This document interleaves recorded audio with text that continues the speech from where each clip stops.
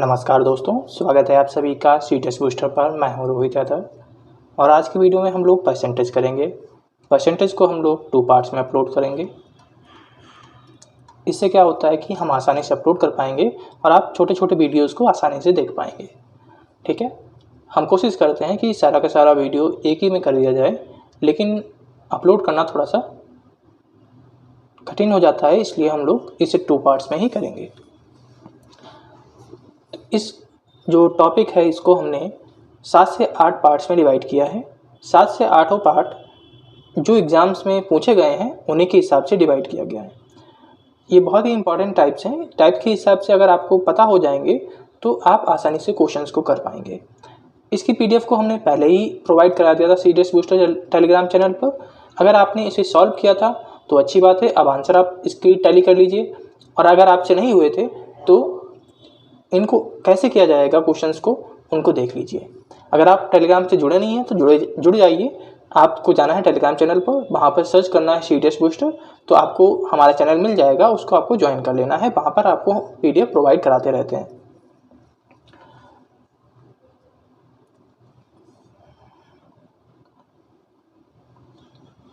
तो जो पहला टाइप हमारा होगा वो टाइप होगा बेसिक टाइप। उसमें क्या है, क्वेश्चंस जो नॉर्मली पूछे जाते हैं, जैसे कि 2 numbers are respectively 26 and 5% more than a number.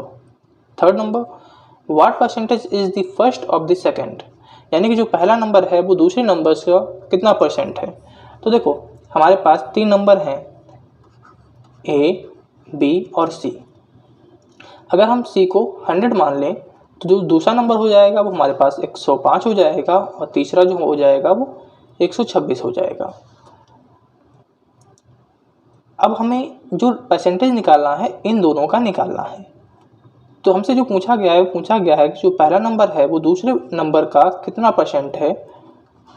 तो परसेंटेज निकालने का फॉर्मूला आपको पता है कि जो नंबर हमें निकालना होता है वो ऊपर रखते हैं, जिसके कंपैरिजन में निकालना होता है उसको नीचे रखते हैं, इंटू 100 कर देते हैं। तो इसको जब सॉल्व करेंगे तो हमें 120% मिलेगा और 120% हमारा करेक्ट आंसर हो जाएगा।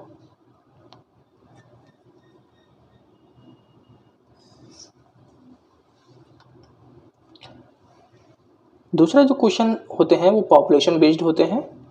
पॉपुलेशन बेस्ड ये क्वेश्चंस होते हैं, ये आपके बिल्कुल जो सीआई आप लोग पढ़ते हैं, हम लोग पढ़ भी चुके हैं सीआई, उसी के ऊपर बेस्ड क्वेश्चन ये होते हैं। इसमें आपसे 2 साल की पॉपुलेशन बढ़ी हुई पूछी जा सकती है, 3 साल की पूछी जा सकती है, या 4 साल की। 4 साल की बहुत ही कम पूछी जाएगी, ज़्यादातर 2 या 3 साल की ही पूछी जाती है। तो अगर आपने सीआई पढ़ा है तो इन क्वेश्चंस को आप इजीली कर पाएंगे।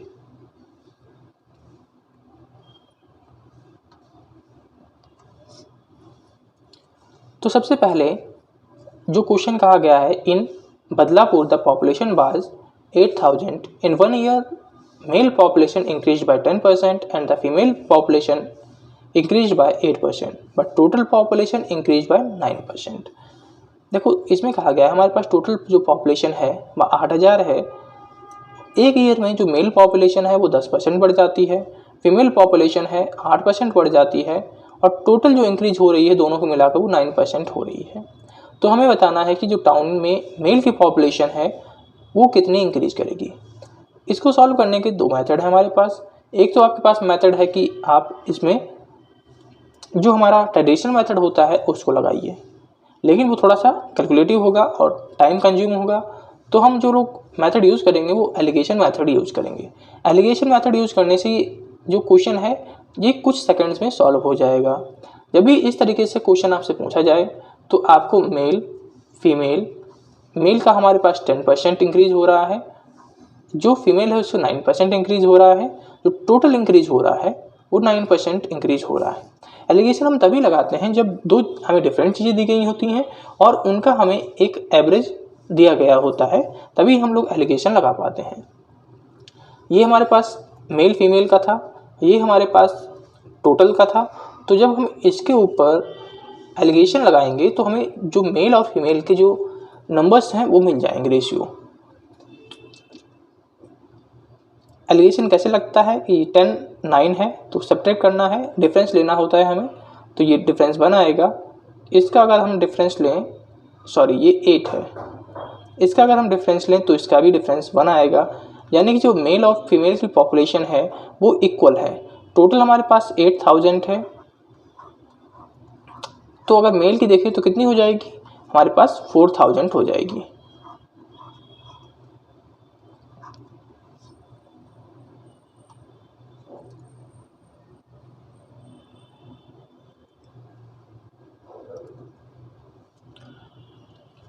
चंबल की पॉपुलेशन 8000 है, मेल इंक्रीज कर रहे हैं 9% से, फीमेल इंक्रीज कर रहा है 16% से, टोटल जो पॉपुलेशन है वो 9000 है। तो हमें फीमेल्स बताना है कितने परसेंट हैं, मतलब कि कितने फीमेल्स उस टाउन में हैं। तो देखिए इस क्वेश्चन को एलिगेशन से कैसे करेंगे, यहाँ पे हमें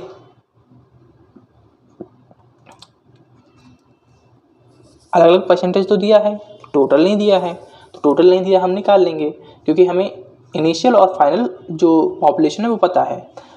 तो जो इंक्रीज हुई वो कितनी इंक्रीज हुई है, 1000 इंक्रीज हुई है। कितने पर इंक्रीज हुई है, तो आप कहेंगे 8000 के ऊपर इंक्रीज हुई है इंटू 100, तो ये हमारे पास कितना इंक्रीज होके आ जाएगा, तो ये हो जाएगा 25/2%। तो जो एवरेज है वो 25/2 है, यानी कि मेल हमारे पास 9 है, फीमेल इंक्रीज हुआ 16, टोटल इंक्रीज हुआ 25/2। इसमें हम एलिगेशन लगाएंगे तो ये भी रेशियो हमारे पास 1:1 आएगा, यानी कि जो मेल और फीमेल की जो पॉपुलेशन हो जाएगी इक्वल हो जाएगी।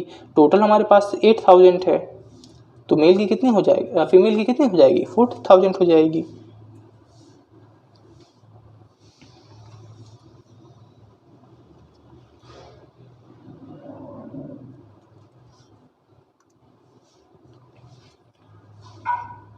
पॉपुलेशन ऑफ सिटी हमारे पास 58500, मेल जो इंक्रीज कर रहा है वो 10% इंक्रीज कर रहा है, फीमेल जो इंक्रीज कर रहा है वो 16% इंक्रीज कर रहा है। After 1 year population 65610, then find the male candidate. हमें इनिशियल पता है, फाइनल पता है, यहाँ पे हम एलिगेशन लगा सकते हैं, लेकिन हम यहाँ पे एलिगेशन को नहीं लगाएंगे, क्योंकि यहाँ पे अगर हम एलिगेशन लगाएंगे तो हमारी कैलकुलेशन बहुत ज़्यादा हार्ड हो जाएगी। क्योंकि जब आप यहाँ से जो हमारे पास एवरेज परसेंटेज है उसको निकालने की कोशिश करेंगे तो जो कैलकुलेशन है हमारी हार्ड हो जाएगी। तो इसको हमें जो मेथड है वो ट्रेडिशनल मेथड को ही यूज़ करना पड़ेगा। तो जो मेल है हम मान लेते हैं हमारे पास X% है, X मेल है, तो जो इंक्रीज़ हो रहे हैं वो 10% इंक्रीज़ हो रहे हैं, यानी कि जो मेल पॉपुलेशन हो जाएगी हमारे पास 110x/100 हो जाएगी, क्योंकि 100 के ऊपर 10% इंक्रीज़ कर गया है। प्लस अब जो x है वो मेल हो गए, तो फीमेल कितनी बचेंगी हमारे पास, टोटल पॉपुलेशन से हमें जो मेल हमने लिया है उसको हमें सब्ट्रैक्ट कर देना है इंटू 116/100, तो ये हो जाएगा हमारे पास इक्वल टू 6510। 16% इंक्रीज किया था तो हमने 116/100 से मल्टीप्लाई किया। अब इसे हमें सॉल्व करना है, इसे बस सॉल्व कर लीजिए, आंसर आपका आ जाएगा। अब यहाँ पे थोड़ा सा कभी कभी ऐसे ही क्वेश्चन हमने कहा ना कि आ जाते हैं जहाँ पे कैलकुलेशन हमें करनी ही पड़ती है, तो इसके लिए आपकी कैलकुलेशन बढ़िया होनी चाहिए। इसका अगर हम सोल्यूशन करेंगे तो आंसर जो हमें मिलेगा वो 37500 आंसर मिलेगा।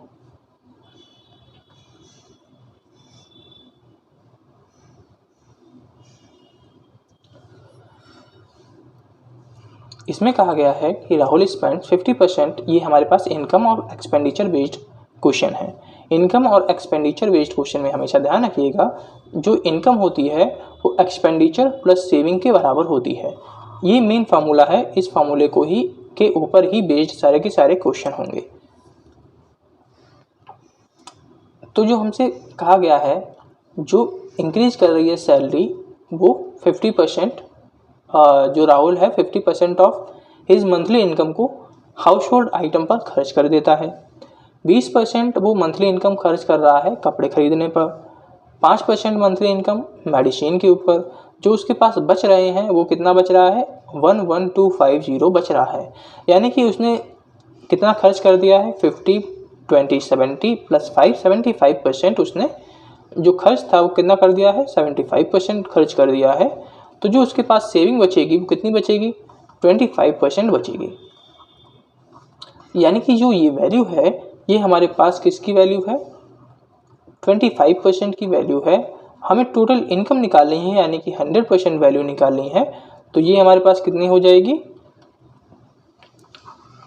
45000 हमारे पास वैल्यू हो जाएगी।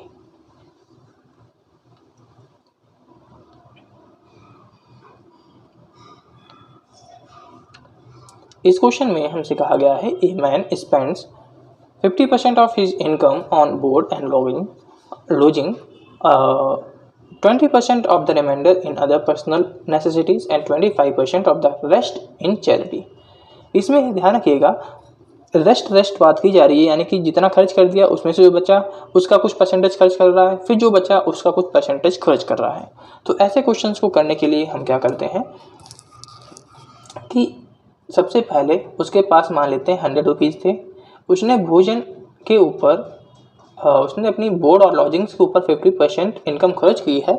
यानी कि 50% को अगर हम फ्रैक्शन में चेंज कर लें, उसने 1/2% इनकम अपनी ख़त्म कर दी है, तो उसके पास जो बचेगी वो 1/2 ही बचेगी, क्योंकि आधी खर्च कर दी तो आधी बची।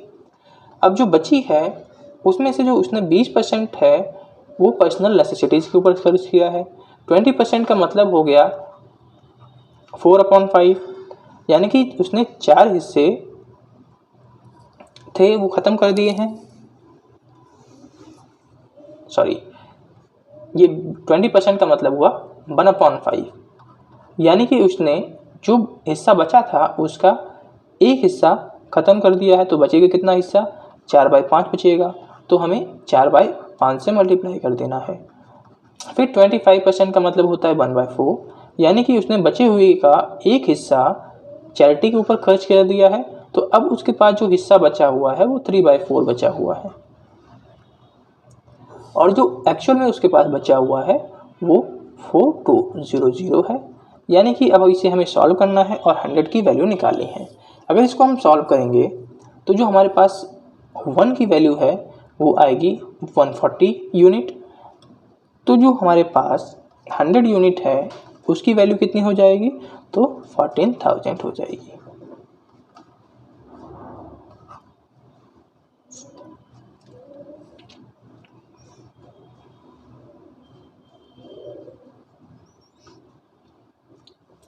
A man spends 2/3 of his income.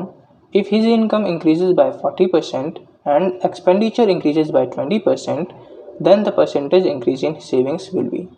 एक मैन है वो अपनी जो इनकम है उसका 2/3 भाग खर्च कर देता है। अगर उसकी इनकम 14% इंक्रीज कर जाए तो उसका एक्सपेंडिचर अगर 20% इंक्रीज कर जाए तो जो उसकी सेविंग्स है उसमें कितना परसेंट का इंक्रीमेंट होगा।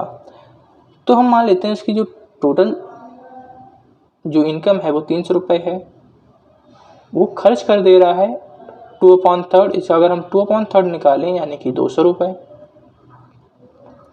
अगर उसने 300 रुपये कमा रहा था, 200 रुपये खर्च कर दिए हैं, तो बचेगा कितना उसके पास, 100 रुपये बचेगा।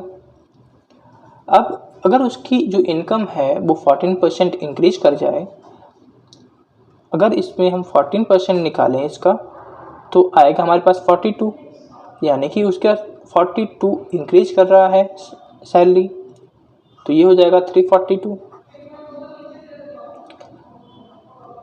अब उसकी जो हमारे पास एक्सपेंडिचर है वो 20% इंक्रीज कर रहा है, 20% हो जाएगा 40, यानी कि अगर इसमें हम 40 जोड़ दें तो ये हमारे पास हो जाएगा 240। अब 340 कमाया उसने, 240 खर्च कर दिया, तो बचा कितना उसके पास, 102। यानी कि पहले जो बचा रहा था 100 रुपये बचा रहा था, अब 102 रुपये बचा रहा है। तो उसका जो सेविंग है उसमें कितना इंक्रीमेंट हुआ है, +2 का हुआ है। परसेंटेज में करें तो 2/100 इंटू 100, तो ये हमारे पास कितना परसेंट हो गया, 2% हो गया।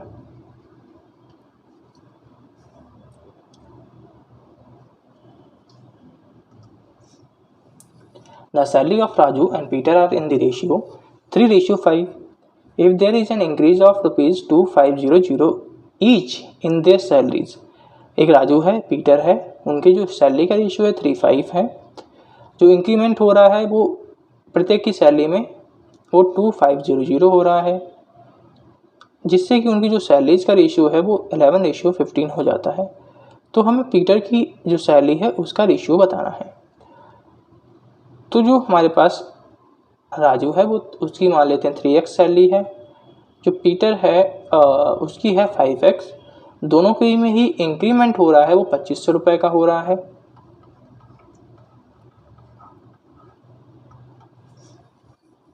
तो ये हमारे पास जो एक्चुअल में रेशियो हो जा रहा है वो 11:15 हो जा रहा है। अब इसको जो सॉल्व करने का तरीका है वो आप जानते हैं कि क्रॉस मल्टीप्लाई करना होगा। या तो आप क्रॉस मल्टीप्लाई करके सॉल्व कर लीजिए, या हम डायरेक्ट बताते हैं सॉल्व करना, उस तरीके से आप सॉल्व कर सकते हैं। आपको क्या करना है, अगर x की वैल्यू हमें निकालनी है तो सबसे पहले 15 3 की मल्टीप्लाई कीजिए, 11 और 5 की मल्टीप्लाई कीजिए, फिर उनका जो डिफरेंस है उसको नीचे लिख लेना है। तो 15 3 जा 45, 11 5 जा 55, जो डिफरेंस आएगा वो 10 आएगा। अब इसकी हमें मल्टीप्लाई कर लेनी है और इसकी मल्टीप्लाई कर लेनी है, और इनका हमें डिफरेंस ले लेना है। जब हम दोनों की मल्टीप्लाई करेंगे तो ये जो डिफरेंस हो जाएगा हमारे पास 3 × 2500 हो जाएगा। अब इसे हम सॉल्व करेंगे तो ये हमारे पास हो जाएगा 750। ठीक है, ये हमारे पास 750 आ गया। हमें निकालने की सैलरी किसकी है, पीटर की सैलरी निकालनी है। पीटर की सैलरी हमारे पास है 5x, यानी कि 750 × 5। अब इसे हम सॉल्व करेंगे, सॉरी ये थोड़ा सा गड़बड़ हो गया है, ये 4 है। 11 और 15 का डिफरेंस कितना आ जाएगा, 4। ठीक है, इसको 4 कर लीजिए। तो ये हमारे पास हो जाएगा 1000 × 5, ये हो जाएगा हमारे पास 5000, और 5000 हमारा करेक्ट आंसर हो जाएगा।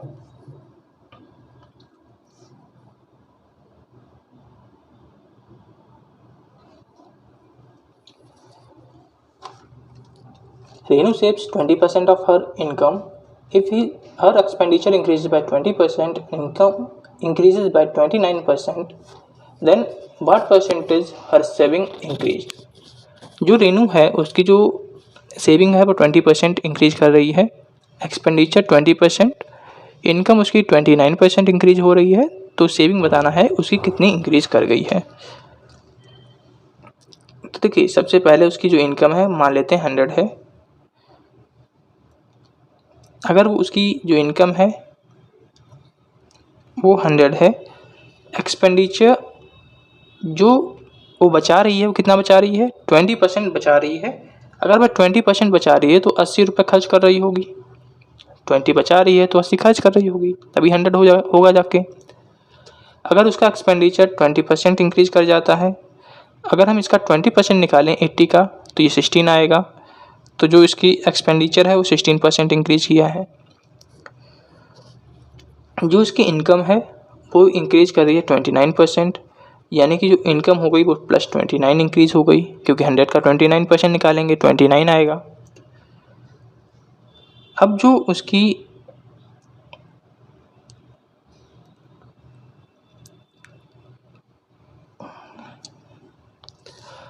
इनकम थी वो 129 हो गई,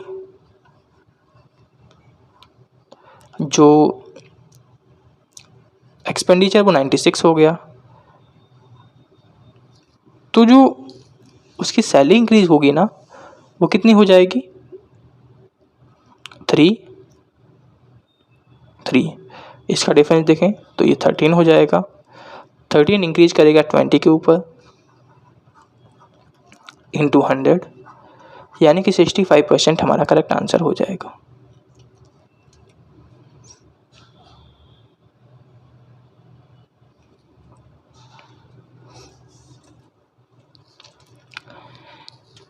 इफ़ द इनकम टैक्स, ये है हमारे ऊपर टैक्स बेस्ड क्वेश्चन।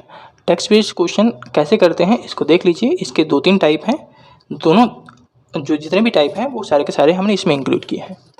तो सबसे पहले जब इनकम हमारे पास, तो इनकम हमेशा ध्यान रखिएगा कि जो हमारे पास tax plus net income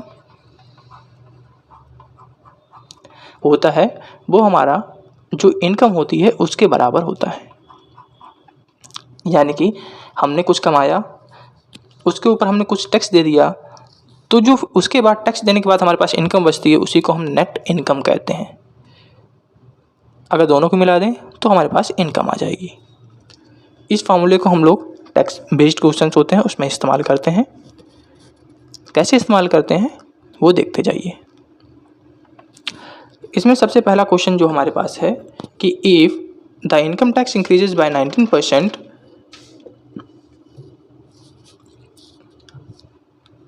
net income decreases bye 1%, यानी कि 19% जो टैक्स का है वो 1% हो जाएगा नेट इनकम के। कैसे? क्योंकि इसमें कहा गया है कि जो इनकम टैक्स है वो इंक्रीज कर रहा है 19%, तो जो नेट इनकम है वो डिक्रीज कर रही है 1%। दोनों बराबर क्यों होंगे? क्योंकि जितना टैक्स हम देंगे ना उतना हमारी जो नेट इनकम होगी उतना कम होगी। देखो हमारे पास इनकम है, हमने बताया कि इनकम हमारी जो होती है वो टैक्स और नेट इनकम से मिलकर बनी होती है। अगर हमें इनकम बराबर रखनी है, जैसे 100 है हमारे पास, ये टैक्स हम 20 रुपये दे रहे हैं, 80 रुपये हमारी नेट इनकम है। अगर हम इसमें से 1 रुपये कम कर दें, 80 में से 1 रुपये कम करें 79, तो टैक्स इसका मतलब हमारा बढ़ गया 1 रुपये। यानी कि जितना हमने इसमें कम किया उतना इधर बढ़ा दिया, तभी तो जाके हमारे पास जो इनकम है वो इक्वल होगी।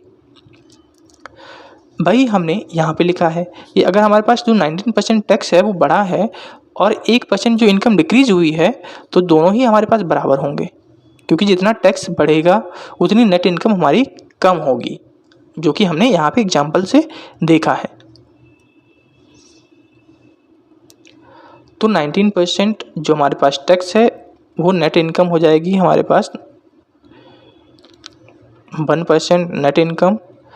तो टैक्स अपॉन जो हमारे पास नेट इनकम का रेशियो है वो रेशियो आ जाएगा 1/19। हमें निकालना क्या है? रेट ऑफ इनकम टैक्स निकालना है। तो जो रेट होता है वो हमेशा इनकम के ऊपर निकलता है। तो इनकम हमारे पास कितनी है? 19 + 20, और टैक्स हमारे पास 1 रुपये, तो 1/20 × 100 यानी कि 5%। तो टैक्स कितना देना है? 5% देना है।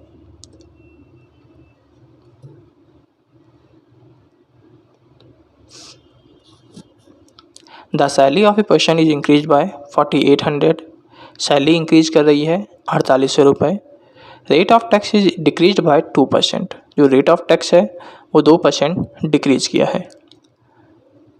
फ्रॉम 12 to 10%, यानी कि पहले अगर 12% लिया जा रहा था तो अब 10% लिया जाएगा। तो हमें बताना है कि जो नेट इफ़ेक्ट हुआ है, मतलब कि जो क्वेश्चन कह रहा है पहले कह रहा है कि जितना टैक्स पहले दे रहा था उतना ही टैक्स अभी भी दे रहा है, तो इंक्रीज सैलरी हमें बतानी है। इसको देखिए 2 मेथड से हम कर सकते हैं कि, और जो हम दूसरा मेथड बताएंगे वो केवल और केवल उन्हीं क्वेश्चंस में लगेगा जहाँ पर जो टैक्स है वो सेम होगा, यानी कि जितना टैक्स पहले दे रहा था उतना ही टैक्स अभी भी दे रहा है, यानी कि कह सकते हैं कि जो टैक्स था वो कांस्टेंट हो। तो पहला मेथड तो है वो कहीं पे भी लगा दीजिए, सब जगह लगेगा, जो कि हमारा ट्रेडिशनल मेथड होता है। हम मान लेते हैं कि जो हमारे पास सैलरी है वो X रुपीज़ है, तो पहले जो टैक्स दे रहा था X का 12% दे रहा था, अब उसकी सैलरी बढ़ गई है, कितने रुपए बढ़ गई है? 4800 रुपये। अब उसके ऊपर वो टैक्स दे रहा है वो 10% दे रहा है, और दोनों ही जगह जो टैक्स है वो बराबर है। पहले जितना टैक्स दे रहा था उतना अभी भी टैक्स दे रहा है। अब इसको हम सॉल्व करेंगे तो x की वैल्यू हमारे पास आएगी 24000। तो इंक्रीज सैलरी अगर हमें निकालनी है तो इसमें 4800 जो है वो जोड़ना पड़ेगा। तो इंक्रीज सैलरी हमारे पास आ जाएगी 28800। ये हमारा पहला मेथड हो गया। इसी क्वेश्चन को दूसरे मेथड से हमें करना है, तो कैसे करेंगे? ध्यान रखिएगा, जो हम बता रहे हैं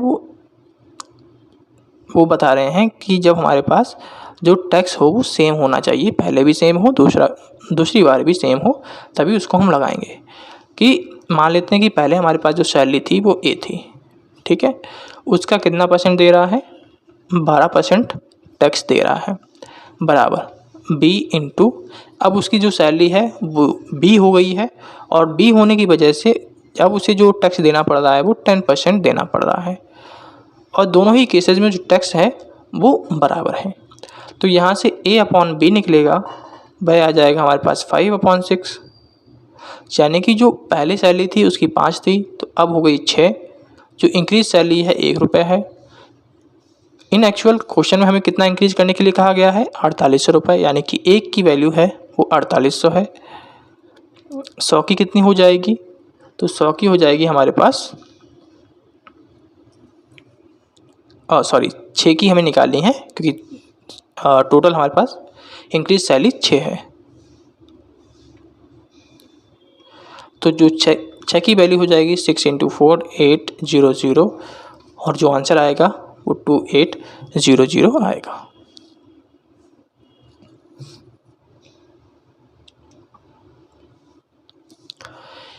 A man's annual income has increased by ₹5 lakh, but the tax on the income that he has to pay has been reduced from 12 to 10%.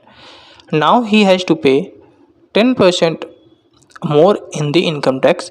What is the increased income? अब देखिए, इसमें जो कह रहा है वो कह रहा है कि अगर उसकी जो सैलरी है वो पहले अगर x थी, अब उसमें 5 लाख रुपए बढ़ गए हैं, तो पहले जितना टैक्स देता था और अब जितना टैक्स देता है उसका जो डिफरेंस है वो 10,000 रुपये है। यानी कि मान लेते हैं उसकी सैलरी x है, उसमें 5 लाख की बढ़ोतरी हुई है,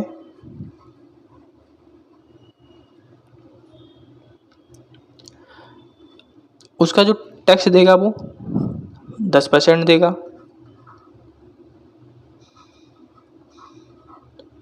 माइनस जो पहले दे रहा था वो 12% दे रहा था, इसका जो डिफरेंस है वो कितना है, 10,000 रुपये है। अब आपका काम है इसे सॉल्व करना। जब सॉल्व करेंगे तो हमारे पास इसका जो आंसर आएगा वो 20 लाख आएगा, और हमसे यही पूछा गया है कि बढ़ी हुई आय क्या है, तो ये बढ़ी हुई आय तो है नहीं हमारे पास, क्योंकि 20 लाख तो हमारी ओरिजिनल है। तो बढ़ी हुई इंक्रीज्ड सैलरी कितनी हो जाएगी, इसमें हम 20 में 5 लाख और जोड़ देंगे तो 25 लाख हमारा आंसर हो जाएगा।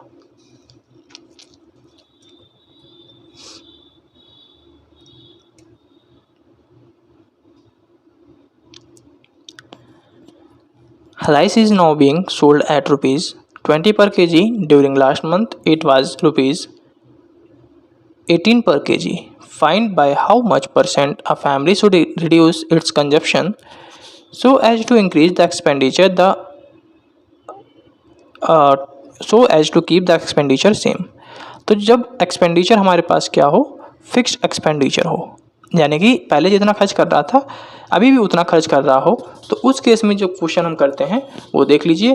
और अगला जो केस हम लोग पढ़ेंगे वो पढ़ेंगे जब हमारे पास एक्सपेंडिचर सेम ना हो। तो दोनों ही क्वेश्चन इंपॉर्टेंट हैं, दोनों ही प्रकार के क्वेश्चन एग्जाम्स में पूछे जाते हैं। तो पहला क्वेश्चन हमारे पास कह रहा है कि जो चीज़ है पहले वो 20 रुपये की पर केजी बेच रहा था, मतलब कि जो अब चीज़ है 20 रुपये की वो पिछले महीने थी 18 रुपये की। तो बताना है कि जो कंजप्शन है वो कितना हमें रखना है, मतलब ये करना है ताकि जो एक्सपेंडिचर हमारा ना बढ़े।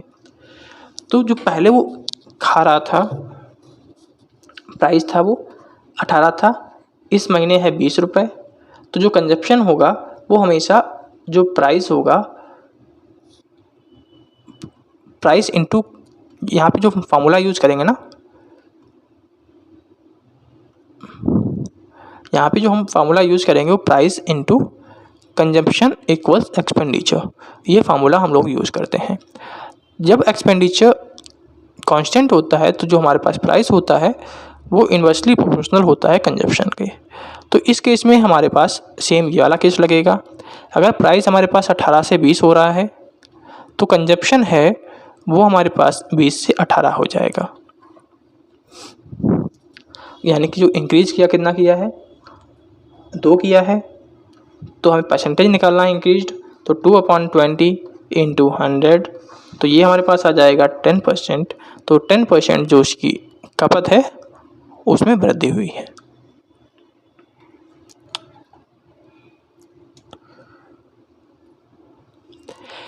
An increase of 25% in the price of rice would enable a purchaser to obtain 4 kg less for rupees 400. What is the increased price and original price respectively? तो देखिए, an increase of 25% in the price of rice would enable a purchaser to obtain 4 kg less for rupees 400। यानी कि जो increase कर रहा है वो 25% increase कर रहा है। 25% को अगर हम फ्रैक्शन में चेंज करें तो हो जाएगा वो हमारे पास 1/4, यानी कि 4 के ऊपर 1 का इंक्रीज हो रहा है। यानी जो प्राइस है हमारे पास वो 4 से 5 हो रहा है। तो कंजम्पशन हमारे पास क्या हो जाएगा, 5 से 4 हो जाएगा। अब कंजम्पशन हमारे पास 4 से 5 हो गया। अब हमें निकालना क्या है, हमें ओरिजिनल प्राइस निकालना है और इंक्रीज प्राइस निकालना है। तो सबसे पहले हमें इसका डिफरेंस लेना है कंजम्पशन का, क्योंकि जो कंजम्पशन इंक्रीज उसने किया है, डिक्रीज़ किया है वो 4 kg किया है। यहाँ पर 1 यूनिट डिक्रीज़ कर रहा है, तो 1 यूनिट बराबर हो जाएगा 4 kg के। अगर 1 यूनिट 4 kg के बराबर है तो 5 यूनिट कितना हो जाएगा, 20 kg के बराबर हो जाएगा, और 4 kg 16 kg के बराबर हो जाएगा। अगर टोटल रुपए वो खर्च कर रहा है 400 रुपये, तो 400 रुपये अगर खर्च कर रहा है तो पहले जो प्राइस था वो कितना था, वह 20 रुपये था। अब अगर प्राइस देखें तो कितना हो जाएगा, यानी कि 25 हो जाएगा। तो जो हमारे पास करेक्ट आंसर हो जाएगा 25 और 20 हो जाएगा। ठीक है, क्योंकि पहले हमसे इंक्रीज प्राइस पूछा है, इंक्रीज प्राइस हमारे पास 25 है, ओरिजिनल हमारे पास 20 है। अब क्वेश्चन आते हैं कि हमारे पास अगर एक्सपेंडिचर चेंज हो रहा हो तो हम उस क्वेश्चन को कैसे सॉल्व करेंगे। तो उसको सॉल्व करने के हम 2 तरीके आपको बताते हैं, दोनों तरीके आप यूज़ कर सकते हैं। जो पहला हम लोग मेथड यूज़ करेंगे वो यूज़ करेंगे जैसा हम लोग जो फिक्स्ड एक्सपेंडिचर था उसमें यूज़ करते थे। The price of the T has increase by 25%। तो जो परचेज है वो 5% डिक्रीज हो गया है 750 रुपये में। तो ओरिजिनल प्राइस हमें बताना है। तो सबसे पहले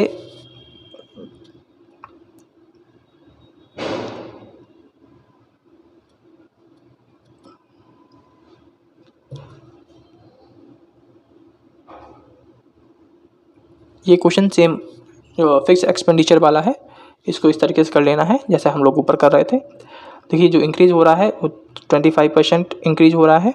तो 25% इंक्रीज़ करने का मतलब है 4 से 5 इंक्रीज़ हुआ प्राइस। कंजप्शन डिक्रीज़ हो जाएगा 5 से 4। जो डिक्रीज़ किया है वो बराबर है 5 kg के।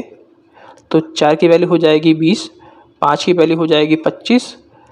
उससे पहले खर्च कर रहा 750 रुपये खर्च कर रहा है। हमें निकालना क्या है, ओरिजिनल प्राइस, यानी कि 25 से हमें डिवाइड कर देना है। तो 30 रुपीज़ हमारे पास ओरिजिनल प्राइस आ जाएगा।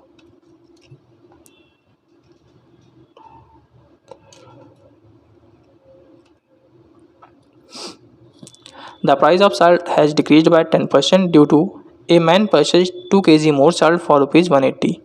Find the original price.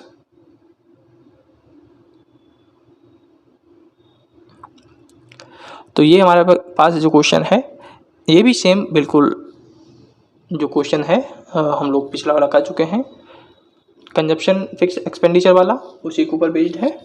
तो इस क्वेश्चन को आप वीडियो को पॉज कीजिए और इसको सॉल्व कीजिए। इसका आंसर जो आपके पास आएगा वो 10 रुपये आएगा। अगला क्वेश्चन हम बताते हैं।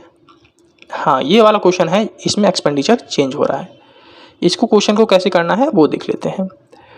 जो प्राइस है वो इंक्रीज कर रहा है 20% से, जिससे जो कंजप्शन एक्सपेंडिचर है वो इंक्रीज कर रहा है 10% से। तो हमें बताना है कि उसके जो कंजप्शन इफेक्ट है उस पर क्या असर पड़ेगा। देखो, सबसे पहले वो कंजप्शन क्या कर रहा है, प्राइस उसका जो इंक्रीज़ हो रहा है वो इंक्रीज़ हो रहा है, मान लेते हैं 100 था तो अब 120 हो गया है। जो कंजप्शन हो जाएगा उसका 120 से 100 होना चाहिए, ठीक है। अगर फिक्स्ड एक्सपेंडिचर होता तो उसका जो कंजम्पशन होना चाहिए था वो 120 से 100 होना चाहिए था, लेकिन अब उसका फिक्स्ड एक्सपेंडिचर तो है नहीं।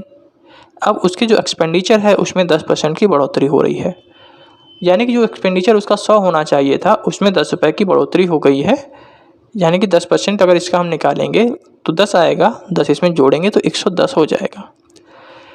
यानी कि पहले वो अगर कंजप्शन 120 कर रहा था तो अब वो कंजप्शन 110 करेगा, तो डिक्रीज़ हुआ कंजप्शन -10% से। 10 का डिक्रीज़ हुआ 120 के ऊपर, तो जो डिक्रीज परसेंटेज हमारे पास आ जाएगा वो आ जाएगा 8 राइट 1/3%। हाँ, अब इसका दूसरा मेथड देख लीजिए। दूसरे मेथड में क्या है कि 100 रुपये की चीज़ थी, जो प्राइस हो रहा है इंक्रीज़ वो 120 हो रहा है, जो कंजम्पशन इंक्रीज़ कर रहा है वो केवल 10% इंक्रीज़ कर रहा है, तो 110 हो जाएगा। इसका गैप देखिए 10 है, किसके ऊपर इंक्रीज़ किया, 120 रुपये के ऊपर इंटू 100, तो यहाँ से भी हमारे पास आंसर सेम यही आना है। इसका यूज हम इसलिए कर रहे हैं क्योंकि जब हमारे पास जो पहला मेथड था वो पता होगा तो दूसरे मेथड को हम इजीली लगा पाएंगे। अगर पहला मेथड आपको समझ में नहीं आया है तो इसको नहीं लगाना, पहले उसको सीख लेना है, क्योंकि ये तो केवल हम लोग जो आंसर है उसको जल्दी निकालने के लिए करते हैं। ठीक है, जो एग्जैक्ट मेथड है वो इससे पहले वाला मेथड था जो बताया था वही है और वही करेक्ट मेथड है। इसको केवल हम लोग जल्दी सॉल्व करने के लिए क्वेश्चन को लगाते हैं।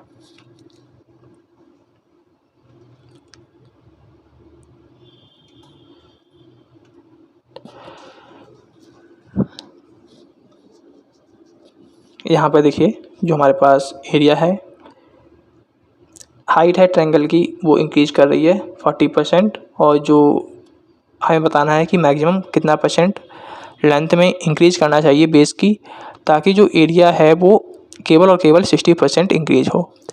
यानी कि अगर हमारे पास जो लेंथ है वो इंक्रीज कर रही है 140, और जो हमारे पास एरिया है हमें 100 से 60 हो रहा है,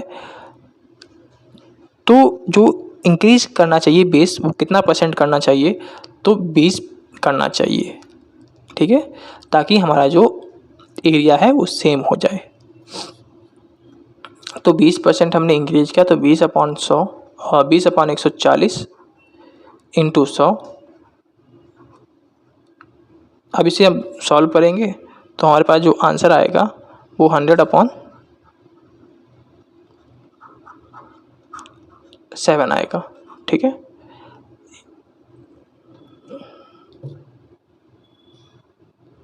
ये ऑप्शन गलत हो गए हैं तो ऑप्शन सही कर लीजिएगा।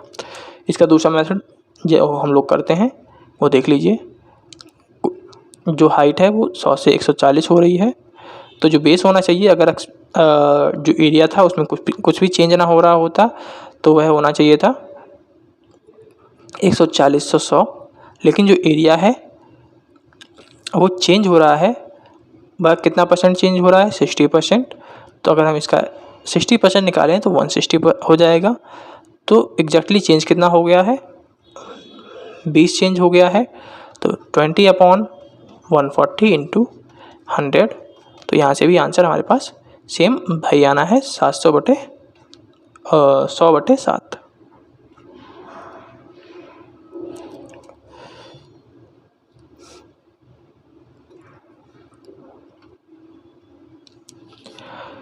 क्वेश्चन 19 कि एक प्राइस है राइस का, वो इंक्रीज कर रहा है 32%, जिससे जो कंजप्शन है वो इस प्रकार फैमिली घटाती है ताकि जो उसका केवल एक्सपेंडिचर है वो 10% ही बढ़े। अगर वो कंज्यूम कर रहा है 396 kg, तो बताना है कि नया मंथली कंजप्शन कितना होगा। देखो पहले 100 कंज्यूम कर रहा था तो उसमें जो प्राइस हो जा रहा है बढ़ जा रहा है, वो 132 हो जा रहा है।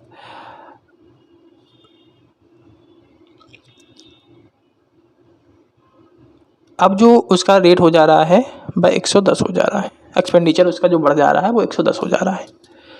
यानी कि पहले अगर 132 वो कंज्यूम कर रहा था, जो कि बराबर हो जाएगा 396 के, क्योंकि ओरिजिनल क्वेश्चन में दिया गया है वो कंज्यूम कर रहा था 396।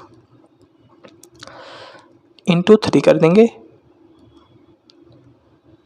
तो यहाँ पे भी इंटू 3 करना होगा, यानी कि अब 330 हो जाएगा। पहले अगर 396 कंज्यूम कर रहा था, अब 330 कंज्यूम करेगा।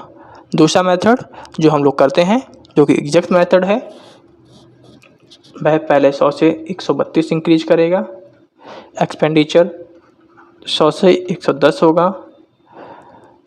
अब जो उसका इंक्रीज कर रहा है वह 10% इंक्रीज कर रहा है।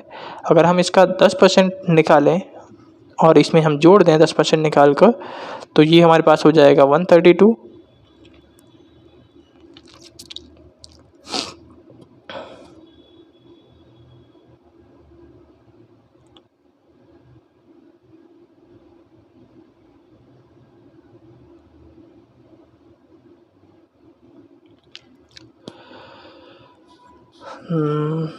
वेट अ मिनट,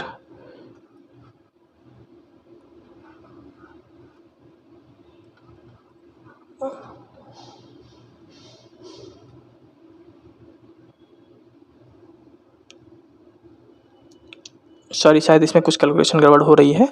तो जो पहला वाला मेथड बता दिया था उसी से इसको कर लीजिए। इस मेथड से आप एक बार करके देख लीजिएगा, कुछ हमारा गलत हो रहा है तो आप इसे सही कर लीजिएगा।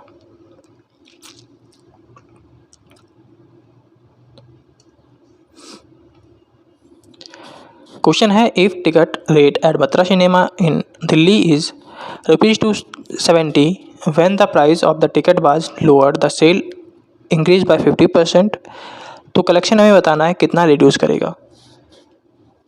तो इसको हमें कैसे करना है कि जो इंक्रीज टिकट सेल हो रही है वो 100 से 150 हो रही है, और जो कलेक्शन हो रहा है वो 100 से 80 हो रहा है। तो पहले 150 हो रहा था, 150 इंक्रीज होने के हिसाब से जो पहले था वो 270 था।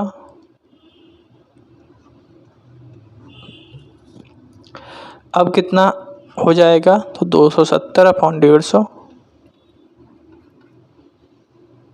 इंटू 80, तो ये हो जाएगा हमारे पास 144, और 144 हमारे पास करेक्ट आंसर हो जाएगा।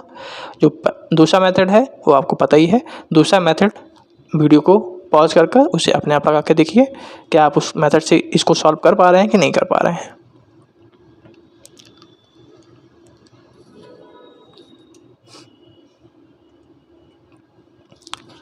In order to maximize his gain, a theatre owner decided to reduce the price of ticket by 20%. As a result of this, the sales of ticket increases by 40%.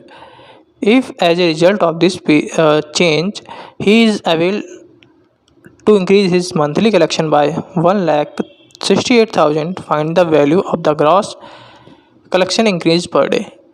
इस क्वेश्चन को अगर आप पढ़ेंगे और आप करने लग जाएंगे तो आपको बहुत टाइम लग जाएगा, ठीक है।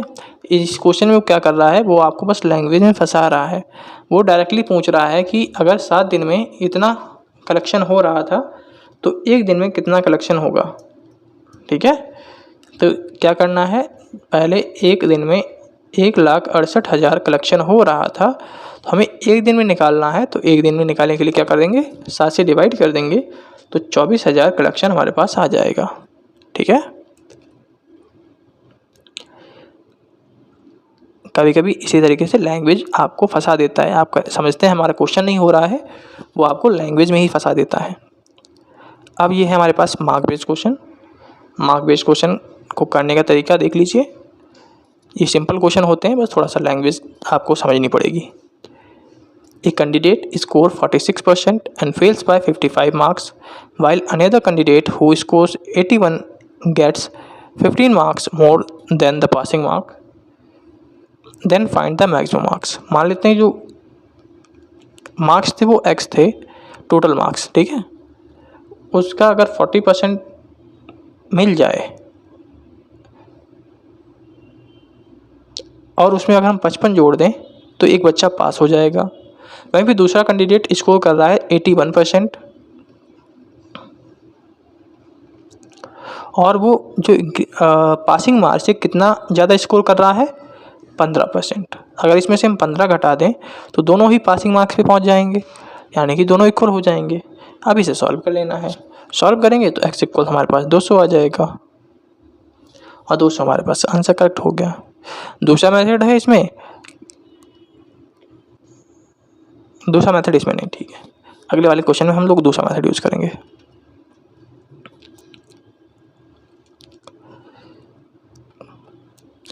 अगला क्वेश्चन है कि एक स्टूडेंट है, वो सिक्योर कर रहा है 30% marks to get through it.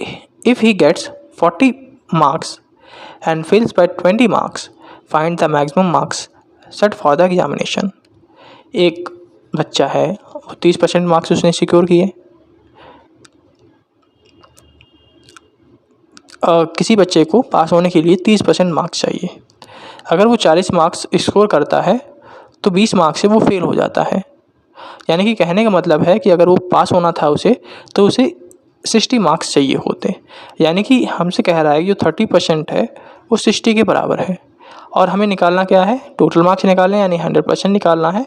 तो 60 का 100% निकालेंगे तो 60/30 × 100, यानी कि हमारे पास जो आंसर आ जाएगा वो 200 आ जाएगा। ठीक है, तो 200 हमारा करेक्ट आंसर हो जाएगा।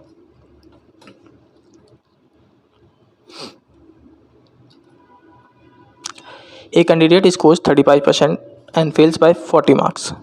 Another candidate who scores 60% marks gets 35 marks more than the minimum required marks to pass the examination. Find the maximum marks for the examination. एक मान लेते हैं टोटल मार्क्स हैं x, उसका 35% पा रहा है और 40 मार्क्स से वो फेल हो जाता है। दूसरा बंदा है, वो 60% मार्क्स पा रहा है और उसे मार्क्स मिल रहे हैं ज़्यादा 35। अगर हम 35 घटा दें तो वो पासिंग मार्क्स के बराबर हो जाएगा। इसे सॉल्व कर लीजिए तो यहाँ से हमें x = 300 मिल जाएगा और 300 हमारे पास आंसर हो जाएगा।